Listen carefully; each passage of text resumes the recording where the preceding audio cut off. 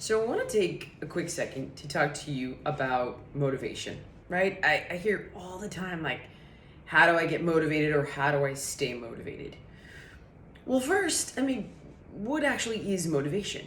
You got to understand the difference between motivation and inspiration.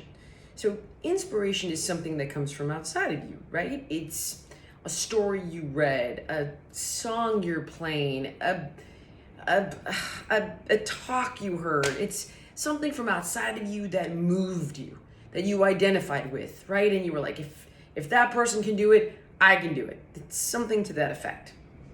And inspiration is a great tool. I think of it as like sort of a jump start to a dead car battery. It's like gives it that kick to kind of flip it on and get it back on the road. However, for that car to stay on the road, you got to change the battery, right? That's motivation. Motivation comes from inside of you. And it's about establishing your reasons for taking something on. Because we know that anything in life worth having is work. And I would love to sell you a load of bullshit about something being easy. I can make something simple for you, but anything worth having in life it's not going to be easy. Whether it's a great career, a healthy relationship, or a healthy body. It's work. You guys, you know this.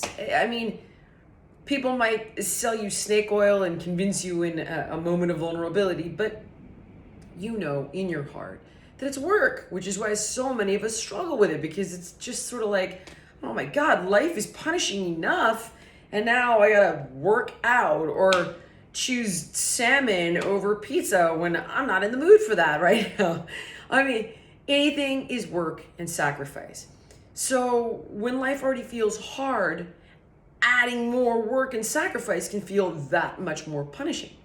That's why I always say that work without a purpose is punishing, but work with a purpose is passion, right? So that's the key. What's the purpose? Identifying the why. Maybe you've heard me say that before. Like, what is your why, right? And it's not coming from me. It's coming from philosophers far more intelligent than me. That if you've got a why, you can tolerate the how associated with the goal, right? The how being the work and the sacrifice associated with the goal. So, back in the day when I used to work on Biggest Loser, I remember the contestants would show up and they would get on that scale day one, right? And they would give a whole speech about how they're going to change their life and change their town and change their family and change the world. And then the very next day you get them in the gym and they would be puking and crying and rolling on the floor and crawling for the door. And I was thinking, like, what did you think was going to happen here? That I was going to sprinkle some sort of trainer dust on you and you're going to just shrink right up? Like, haven't you seen the show? So inevitably, every time. So I would take that opportunity and I would say, all right, why did you come here? Why are you here? And they would put the puke bucket down and they would say to me, like, I want to be healthy. And I was like, I don't even know what that means. Like, what does that mean? Like, you want to be healthy? Like, who cares? What does it mean? What does it look like in your life? And each and every one of them would then give me like their best Scooby-Doo impression. It's like, whoa, like no idea, none. And that's a huge problem, right? Like, what is it that you want? And you can't say, I want love, I want money, I want health. These are sweeping generalizations that manifest differently in everyone's life. How do you want to make your money? Do you want a small family-run business or do you want to be the CEO of a Fortune 500 company? Like, these are dramatically divergent ways of pursuing happiness. And health, I'll give you an example of some of my whys, right, that have changed over the years. And it doesn't matter how superficial it may seem or how profound, as long as it moves you, literally and figuratively. I've got 2 young kids. I want to meet my great-grandchildren. I want to be a role model for my kids. I want to be the mom that's on the ski slopes, that's snowboarding alongside them. Like, I want to be that mom. I want to be the mom that they're proud of and they remember as being like strong and athletic and empowering to them. I want to set that role model. I want to feel good in my skin. I want to feel like I am aging well, with vitality and vigor and still feeling sexy, like well into my 60s and 70s. I mean, I've seen it. It's possible. I want that. Why not me for that? I'm willing to sacrifice for that. I'm willing to work for that. This is my job. This is what I do. And as I age, more and more, I'm like, haha, told you so, because everything I say has obviously proven to be true. I'm in my 40s and I'm in fantastic health. I want that, right? I want that told you so. Like, I clearly know what I'm talking about. These are all my whys. What are yours? You know, did you lose a loved one to cancer and now you want to live your healthiest life in their honor? I mean, it could be anything. It doesn't matter. It could be a 2-piece instead of a 1-piece. It could be having sex with the lights on, which many of you know I think is overrated, but nevertheless, like sometimes in the middle of summer you can get like an 18-hour day. It's light all the time. So clearly you'll need to take advantage of it at some point. It doesn't matter what your reason is, as long as it matters to you. And now some of you might be thinking, like, I really don't know my why. You know, I don't know what why looks like in career, in love. Like, what kind of relationship do you want? What kind of person do you want to meet? What are you looking for? So if you're not sure, it's because we often get so out of touch with our why, because we're so busy living the life we think we should, instead of the life that we really want, that we kind of go through life in this state of being comfortably numb. You know, we do what we think we should. We live responsibly. And yet, the more responsibility you seek in life, the less security you will have. The more you pursue your passion and the things you love, the more the universe will conspire on your behalf. Like, I can tell you, I'll give you an example. How many people I know got into real estate because they gave up on their dreams.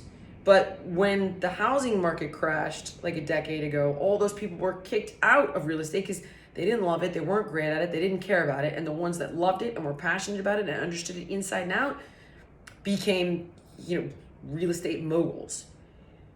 Everybody who has made a great amount of money, for the most part, is pretty passionate about what they do. And if you're thinking, that's ridiculous, you can't just live for what you love, sure you can. Cesar Millan's a guy who really likes dogs. Coco Chanel was an orphan seamstress who was into fashion. I mean, come on. Martha Stewart ran a catering company out of her basement after she got sick of her job on Wall Street. And I'm a kid that did lunges because I wanted to wear a certain brand of skinny jeans.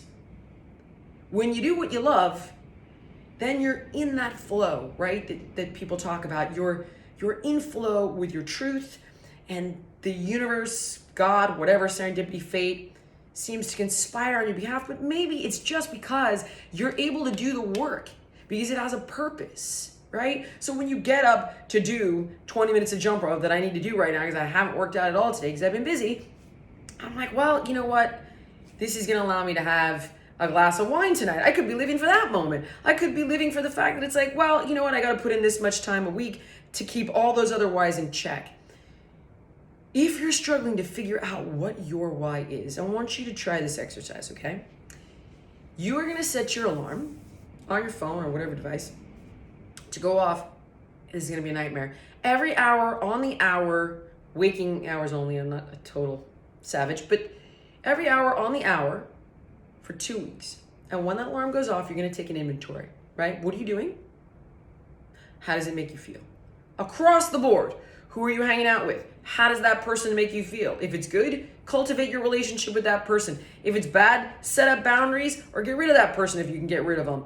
I mean, are you hanging out with your kids right now because they're home from school and you're watching their little buddies and maybe you love it? Maybe you're like, oh my God, I love this so much. Okay, maybe you want to open up a homeschool or a charter school or a daycare, right?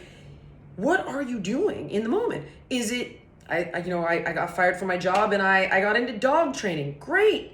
What is it that you love? If you're doing something you love in the moment, I'm baking more, I'm cooking more than I'm staying home. Maybe you start a catering company. Same thing goes for your health, right? So what are you doing in the moment? Like during COVID, have been a lot more physical outdoors. I've been on the water more. I've been hiking more. I've been jump roping more. And I love doing that, which is something I never knew I loved because I never did it. So, I was always at the gym working out. Now I'm not. And I enjoy doing that. I love it. If you are feeling good and feeling strong at a dance class with a friend. Well, now I don't have dance classes anymore at the moment, but my point is start paying attention to what you care about. If you're passionate about, fighting off disease, as I said, because you lost a family member, then live your life in honor of that individual. But you take these emotional inventories, and it's kind of like, I liken it to that, I don't know if some of you had Easter, some of you didn't, but for those of you who did, you know what an Easter egg hunt is, right? And for those of you who didn't, I'm sure you know, but as a kid, I would run around the house and I would look for Easter eggs. And my mom would be like, oh, you're hot. Oh, whoo, fire. Oh, inferno. And I was closer to the Easter egg, right? When I would move away from it, my mom would say like, ooh, cold, freezing, ice cold. You're playing this game every time that alarm goes off. What am I doing? How does it make me feel? If it's good, you're warmer, right? That's guiding you to do more of what you love. If it's like, oh, I don't really love this, okay. Is it something where you will love the eventual outcomes? Like it goes off, you're working out and you're like, oh, I really don't like this, but I do like skinny jeans. I do like a clean bill of health at the doctor's office. I do like getting off of my diabetes medication. Then you keep going, right? So if you love it, you do more of it. You explore it more, you cultivate it, and you allow it to give that purpose and that why. If you don't love it, start to move away from it. Start to wind it down. Start to build boundaries around it. Insulate yourself from it. And that's where motivation to do the work comes from. It's purpose. Purpose becomes passion, and passion is motivation. So give it a try. And do me a favor, let me know in the comments, like, what are some of your whys?